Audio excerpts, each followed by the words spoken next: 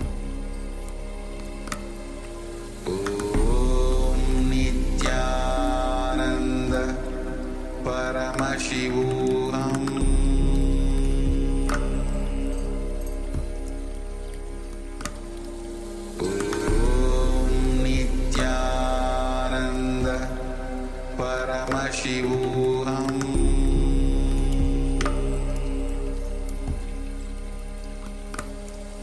Om Nityananda Paramashivoham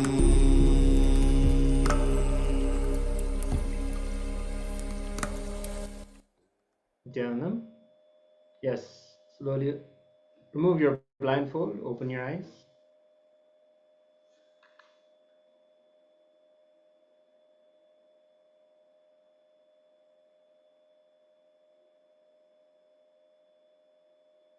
First, give your gratitude to Swamiji for revealing whatever you saw through your third eye. Next, share with us in the Zoom chat what it is that you are seeing. Take a few moments and just write it down.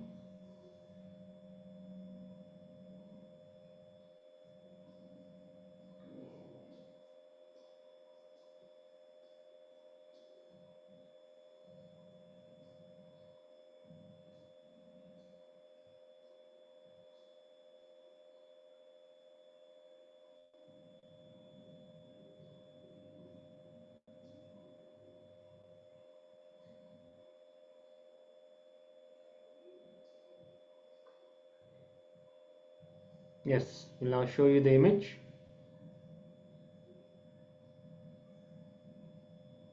This is a flying bird. If you saw the bird, or if you saw some flying object, or the greenery behind, and the blue colors, the green colors, and the white colors behind, let us know. Then you're also manifesting the powers.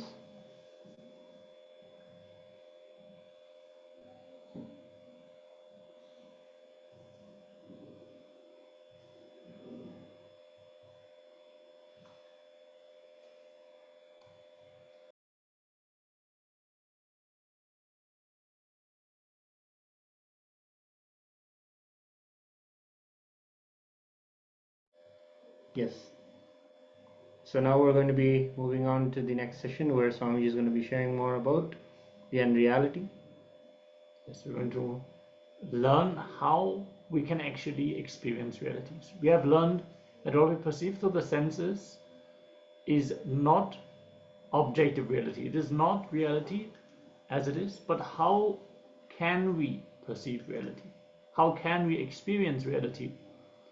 Requesting everyone to be in a space of listening and restful awareness as Swamiji is sharing more and more insights into reality.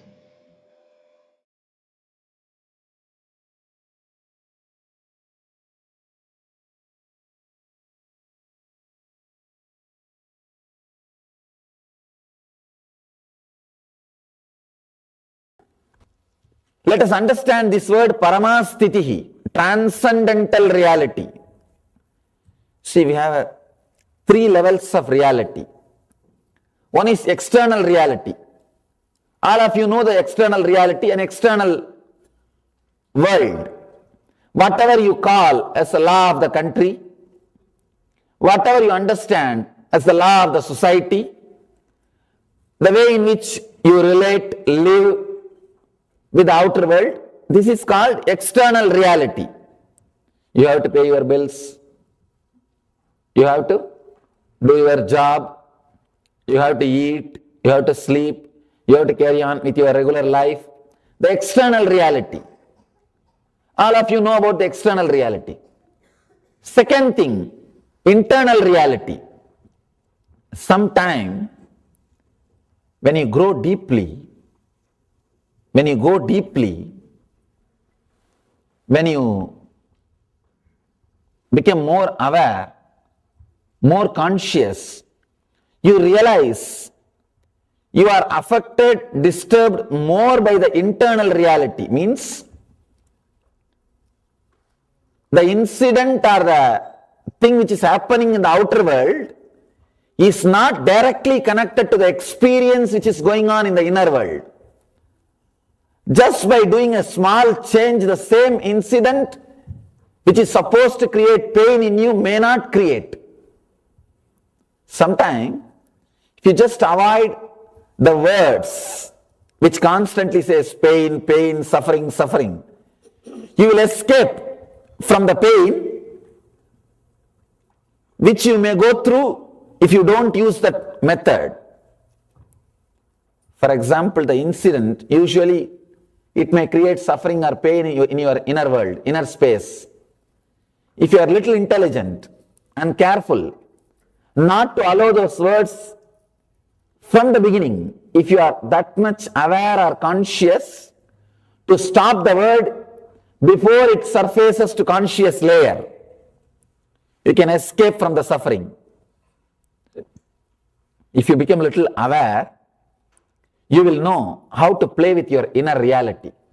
Means you will be more balanced.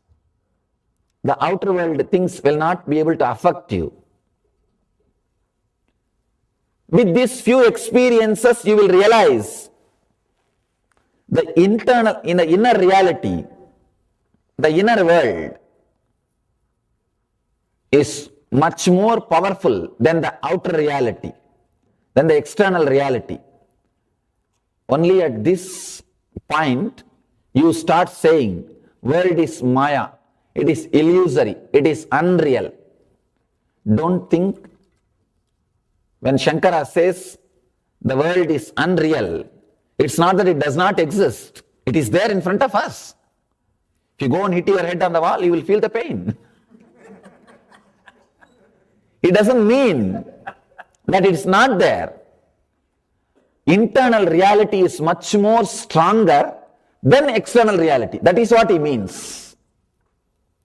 When the internal reality is more stronger, when you are able to experience joy or peace or bliss just by altering your mental status, just by altering your mind, the internal reality becomes more stronger than the external reality. You experience the outer things are not creating such a deep impact on your being. You are more centered on your inner being. This is called internal reality. One is external reality, another one is internal reality. Means that the inner space becomes more real to you than the outer world. I have seen a great yogi. He will just sit in one place, and if he wants to call any animal, he will just create a particular kind of a sound. That animal will be there. And not only that, if he wants to break a stone, I have seen with my own eyes, he will just create a sound of hammer. If the hammer hits the stone, what kind of sound will be created? The same sound he will create with a special vibration, and I have seen with my eyes that stone will become two pieces. Just as if that stone has been hit by the hammer. I was shocked. How can this be? Not once or twice, many times I have seen. Same way, he will create a sound of the stone hitting a bird or something. If he wants to kill a bird, he just creates that sound through the tongue with that vibration. I have seen the bird will fall dead. It will drop dead. Same way, if he wants to get some fruit or anything, he will just create a sound, and as if a stone has hit that fruit will fall from the tree. I asked him, how could this be possible? He told a beautiful truth. The whole world is just vibration. The whole thing is just vibration. If you know how to handle the light particles and sound particles, understand? The light particles and sound particles. Nada and Bindu. Nada is sound particle, Bindu is light particles. You can do anything. For him, the inner world is more real than the outer world. So anything comes out of his inner world directly affects the outer world. It creates an impact on the outer world. For him, world is unreal. Outer world is maya, illusory, because he can do anything just with the inner world. There is a third kind of reality. So you understand? First is the outer world. The second is inner world. When your inner world is more real than the outer world, you will have siddhi, means powers. Third kind of reality is transcendental reality. In that level, you will have buddhi, intelligence. Even in the second level, there is no guarantee you will have buddhi. You may have siddhi, power, but we don't know you will have buddhi or not. Transcendental reality. Transcendental reality means experiencing nothing dies. Experiencing, you don't need to do anything in the outer world or in the inner world. Understand? You don't need to do anything in the outer world or anything in the inner world, because both are equally nonsense. Both have no meaning. Both have lost meaning for you. People who are established in the internal reality, in the inner world, for them only outer world will be unreal, maya, but the inner world will be real. If you are established in transcendental reality, Paramastitihi, what here Mahadeva says, Paramastitihi, then inner world and the outer world, both are illusory for you. Both are unreal. Reality is nothing but your alliance with real. Listen, it is not your experience of real, it is your alliance with the real.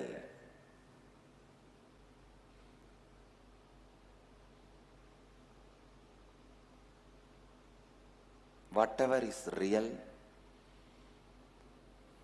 is there on side. Whatever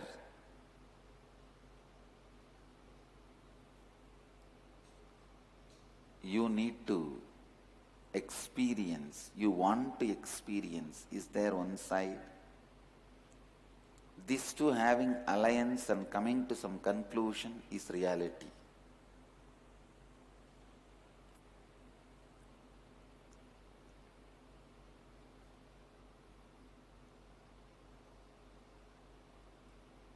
Many times people think all these intellectual truths, ideas are not required. I tell you, no. Your whole life is nothing but intellectual clarity. Why you don't go and put your hand in the electricity? Because you know you will be killed. Why you don't go and put your hand in the fire? Because you know you will be killed. So intellectual clarity, intellectual understanding is required for life.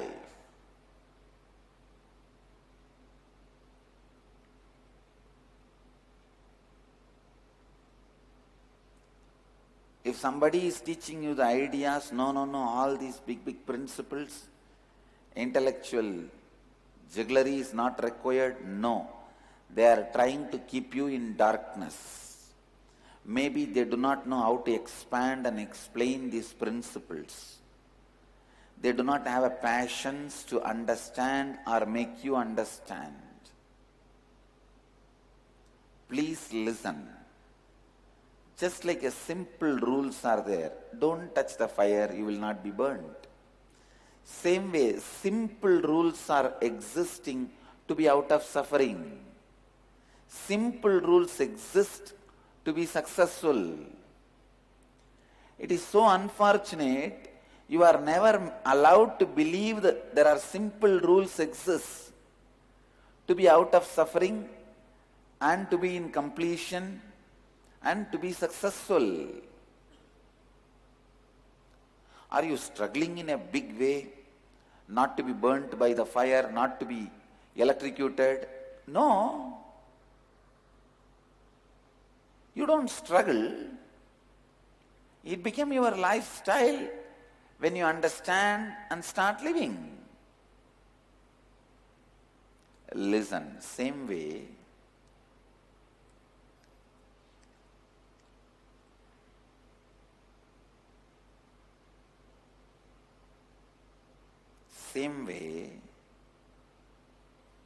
there are simple rules to make what you want as reality, to make your life as you want, to be successful in the life. It is so unfortunate. Neither we have been told it is possible, nor we try to make it possible. So we continue to suffer and we think, all this knowledge, all these ideas, not for me. I am an ordinary housewife, I am an ordinary man, householder. How will I be able to understand all these things? Can you say, I am an ordinary electrician, how can I understand about electricity? It's okay, let me be electrocuted. No. I am an ordinary housewife, I just cook every day. How do I know about anything about fire? Let me get burnt. You can't say. When you are about to cook, you learn the rules to handle fire. When you are about to become electrician, you learn the rules of electricity. Better learn to make your reality before you enter your life.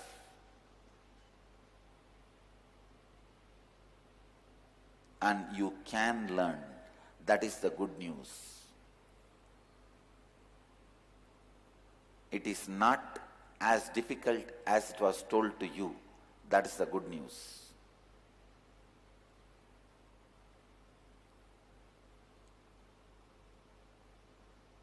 How you perceive reality? Reality is nothing but your alliance with real. First line, first tattva you need to know is, whatever you experience as reality is only possibility. Please listen. If you are experiencing your reality as rich,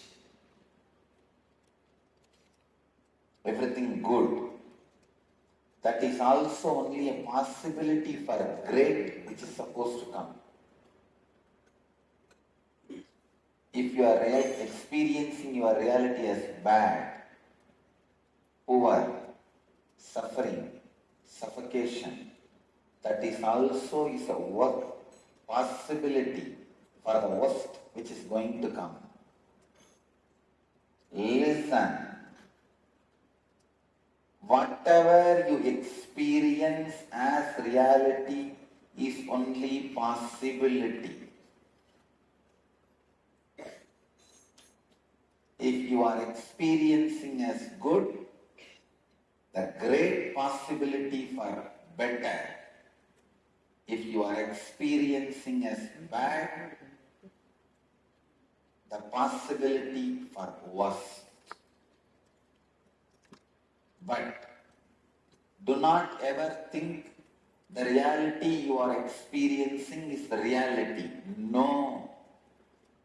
It is just possibility. If you are experiencing fear, be very clear. It is only a possibility for the greater fear which is going to come. If you are experiencing courage, be very clear. It is only the possibility for the greater courage which is going to come. Everything you experience experience as reality is just possibility. As you are only a possibility, not yet become reality. What you experience is also only a possibility, not yet become reality. Till you realize your reality, anything you experience is not reality.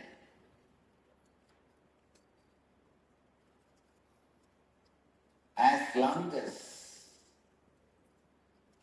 you remain as a possibility, still need to be open, experienced, explored,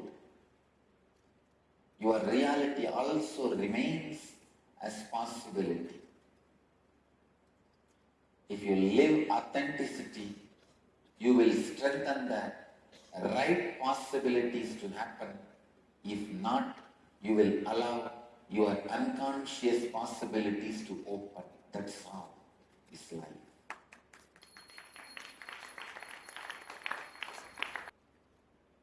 One of the biggest mistakes you do in your life is you think you are still a possibility, but your life is a reality. That is why you feel weak. Your life is not a stone wall already built. It is a wax model getting ready. The reality you experience is not a stone wall already built. It is only wax model getting ready.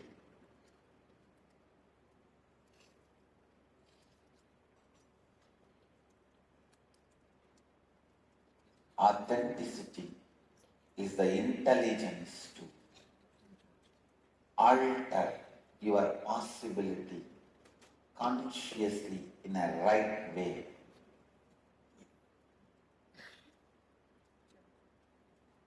Listen, authenticity is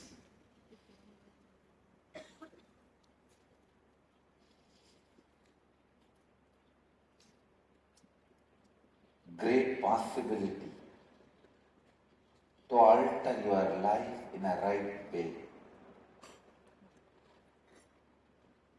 Let me expand on authenticity.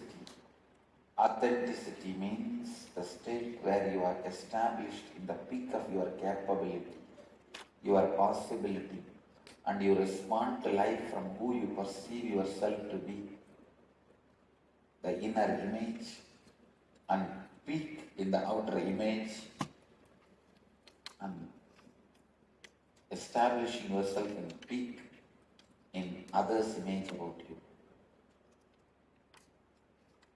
Listen,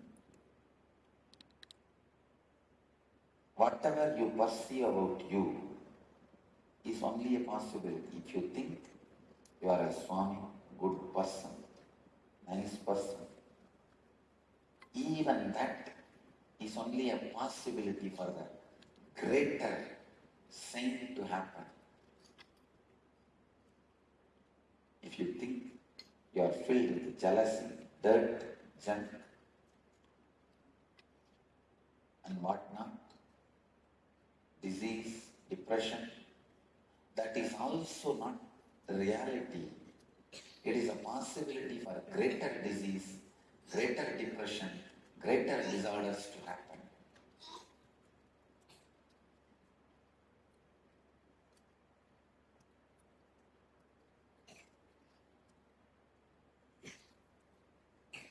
Now, almost all of us experience ourselves as a mixture of both. How many of you cognize what I am saying? You experience yourself as a mixture of both. Little health and little disease. Little goodness, little badness. Little joy and little depression. Little reconciliation, little fight. And little wealth and little poverty. So you are a possibility for any extreme. In a way, you are a possibility for any possibility. When you are in a state of possibility for any possibility, you are called seeker. Seeker is a person who is possibility for any possibility. If you already became sinner, you can't be a seeker. If you are already a saint, you can't be a seeker. If you are perceiving the possibility of both as a possibility in your reality, you are seeker. Means do not know which side you are going to take. Do not know what is going to be your life. I always tell people, there are two things. One is Shakti to make your dreams into reality. That is what is miracle powers. Miracle power means you will have power to make your dreams into reality. That is Shakti. There's next thing, Buddhi, means realizing whatever is reality is nothing but your dream. Making your dreams into reality is Shakti. Realizing that your reality is nothing but dream is Buddhi, intelligence. If your search for Shakti leads you to Buddhi, then it is right. If your search for miracles, if it leads you to experience whatever is happening is a miracle, then your search is right. But if your search stops just in few miracle powers, you miss the real miracle, which is universe, which is existence. The greatest miracle is realizing the whole universe in your being, or your being in the whole universe.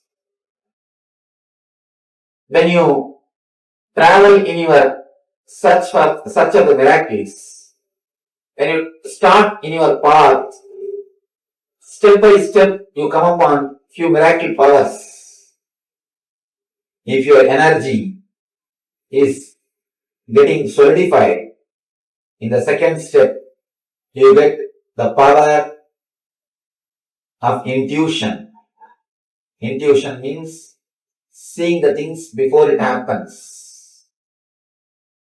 People ask me, Swamiji, how can we see the things before it happens? It is just against the logic. It is just against the logic. How can we see before things happen? It is not against the logic. Because whatever you think as past or future is nothing but the projection of present. Now there is a new thing that is going on among the physics scientists. The new talk, parallel universe. If black hole happens in some place, in some other corner of the universe, Big Bang happens. Big Bang and black hole, they continuously happen parallelly. Continuously somewhere black hole is happening. And the parallel side of the universe, the other side, same way Big Bang is happening. If the Big Bangs are happening, black holes are happening. When you don't know the connection, you think it is a two independent incident. If you understand the connection, you will understand it is not two separate incidences. It is just cause and effect, that's all. They say even a single atom cannot move without creating effect in the other side of the universe. If an atom moves in a place, the other side, parallelly, another atom moves. If you understand this parallel universe theory, you will be able to understand your future and past are not two independent things. They are just deeply related with the present. Understand the time as a shaft. Actually, time is a shaft. One side is past incidences. Other side is future incidences. Center present. You never touch the time shaft actually. You are always pulled in the past or by the future. You always live in the past or live in the future. You never touch the present moment. Present moment is the time through which you can touch this time shaft. Eternity is past, present and future. All the three is eternity. But you can touch the eternity only in the present moment. If you are in the present moment, only then you can touch the eternity. If you touch the eternity, you can understand the past and future are not different from present. They are just extensions of present. From the past moment, this moment is taking birth. From this moment, next moment is taking birth. If you have the glimpse at least once of the present moment, if you live even for one moment in the present moment, you will have a clear glimpse, clear idea about the future.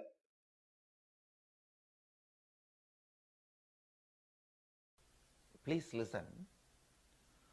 Only when you complete with all the hatred you carry with the outer world, you wake up to the reality. It is nothing but all the hatred you have towards the outer world is the extension of the hatred you carry inside. The hatred towards you. If you are, for example, if you hate Easterners or Westerners, only if you complete and completed that hatred, you will understand it is nothing but one part of you are hating, you are projecting it on others. I am not talking it as a philosophy. I am talking this as everyday strategy planning. The day-to-day strategies for your life. Day-to-day strategies for your life. The first thing,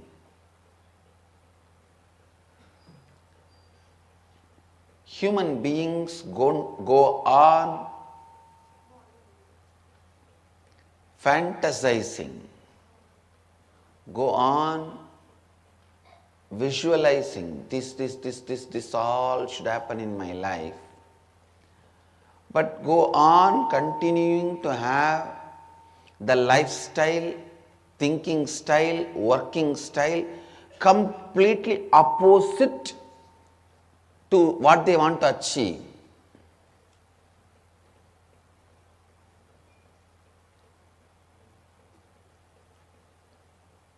Listen. Want to have some things as a reality in the life, but working completely in the opposite direction. The thinking style, working style, everything completely in the opposite direction. This is what I call vasana.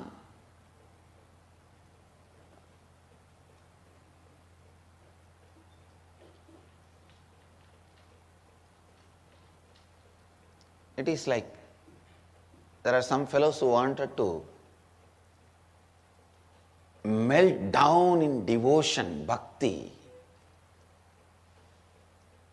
When they see the devotees ecstatic, just lost in the ecstasy, they get jealous. See this person's devotion. What a joy he or she is radiating. They are ecstatic. They are jealous, seeing the ecstasy of the devotees. But what need to be done to achieve that as a reality, they will not do. Their lifestyle, the way of acting, way of thinking, everything will be completely in opposite direction. Same way in the world, they will see the successful CEOs sitting in a rotating chair, addressing the round table conferences, flying in private jet. All that they will see, they will feel jealous, they will feel they want to create that as their reality. But if you see their thinking style, the working style, the way the functioning style, they will continue to remain in their default thinking, feeling, acting, living style, which is completely opposite to the reality they want to cause.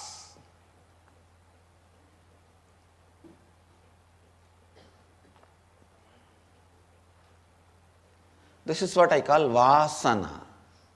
Please understand.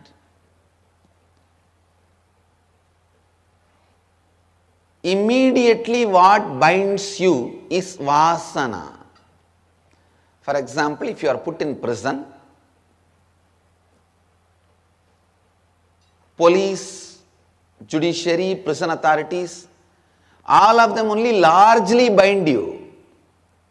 But immediately what binds you is the bar, the door, and the lock and key with which the door is locked. That only immediately binds you.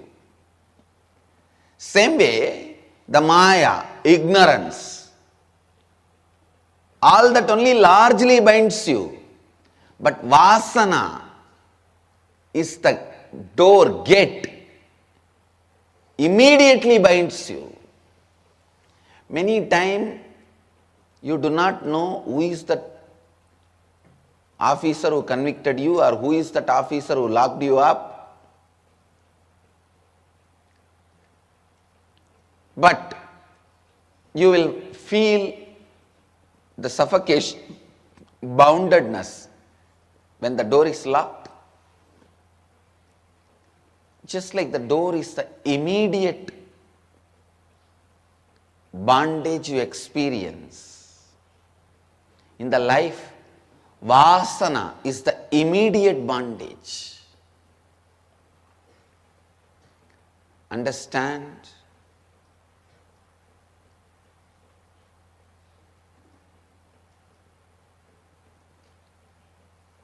One good news you have is,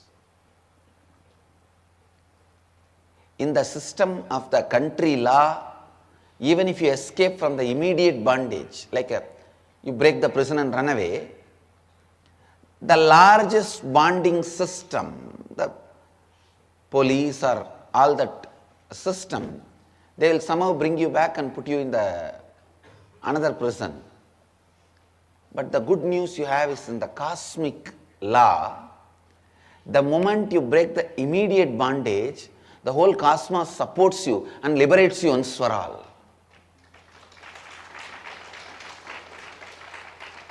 This is the biggest difference between the country law and the cosmic law.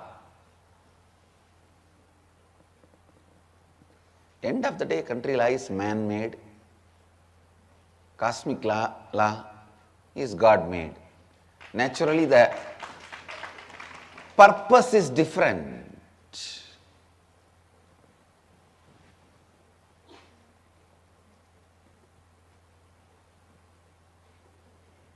Understand?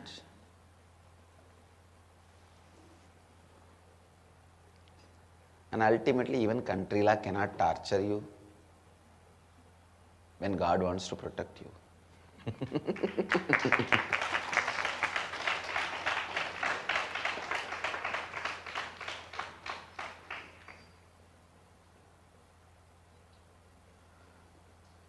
listen,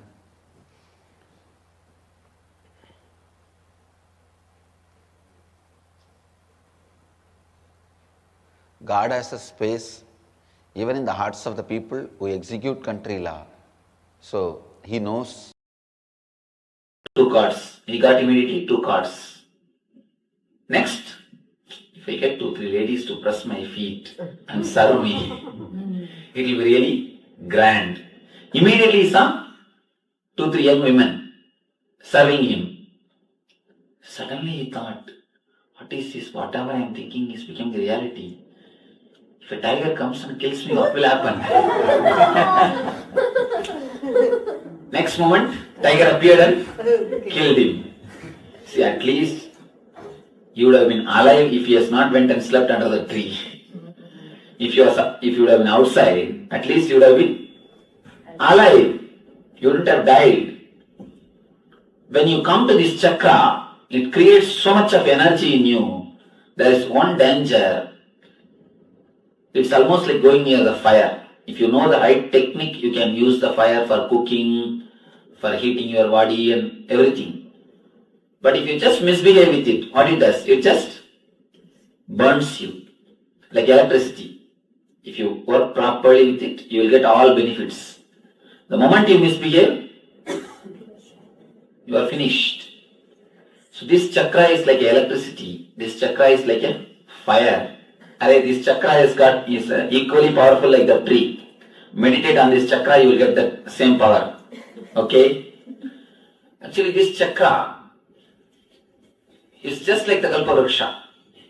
Whatever you think, the thought will get the power. One thing you should understand. I want you to understand. If the number of thoughts are more, the intensity will be less. If the quantity is more, quality will be less. If the quantity is less, naturally, the quality will be more. When this chakra is awakened, that is what happens. The quality is increased, quantity is reduced.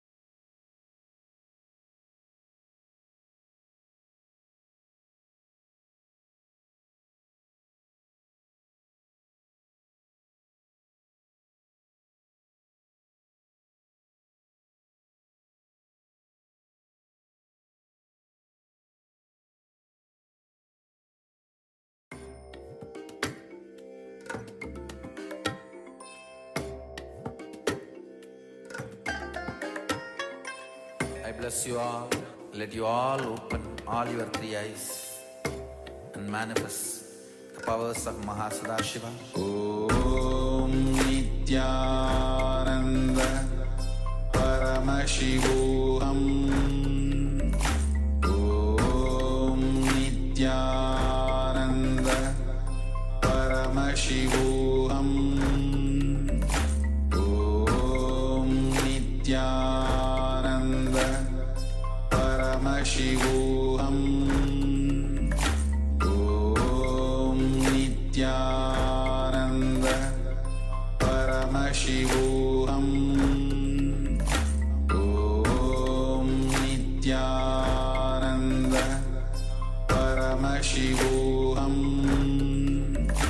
Om Nityananda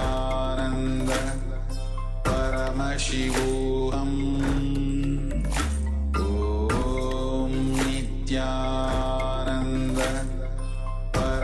Paramashivoham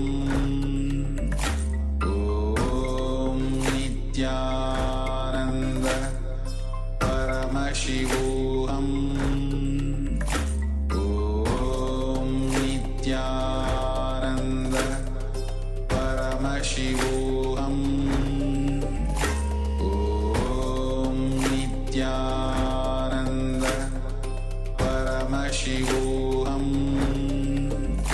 Om Nityananda Paramashivoham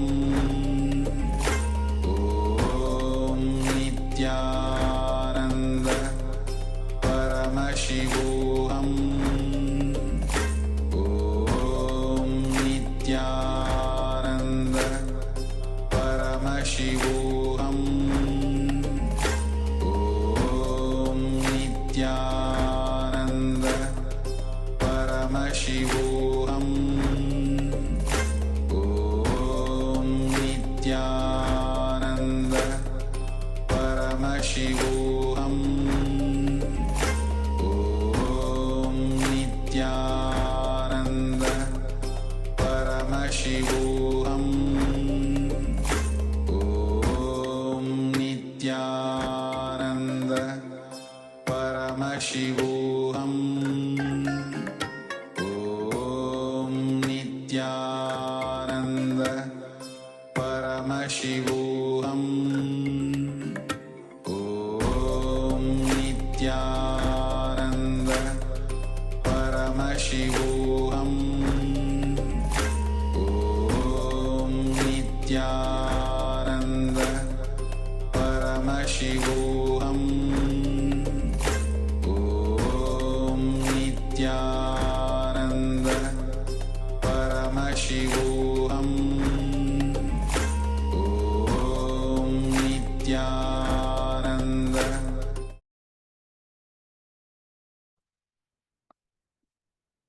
Yes. Please welcome.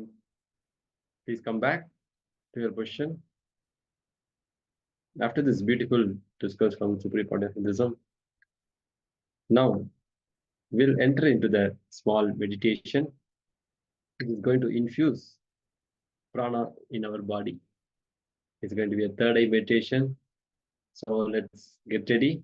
We request all the participants to switch on your video camera and be available and participate in this meditation.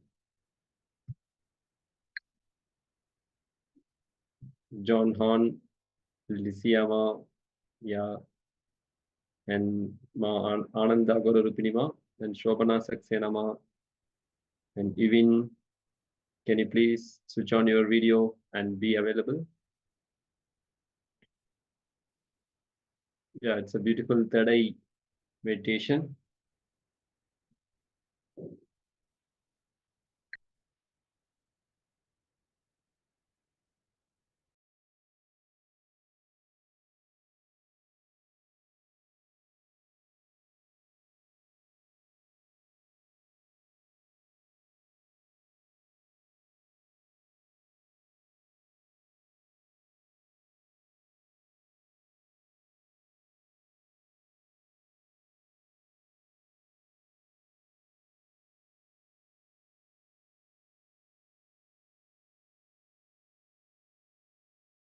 Okay, now let's get ready for the third eye meditation. You don't need to do the blindfold.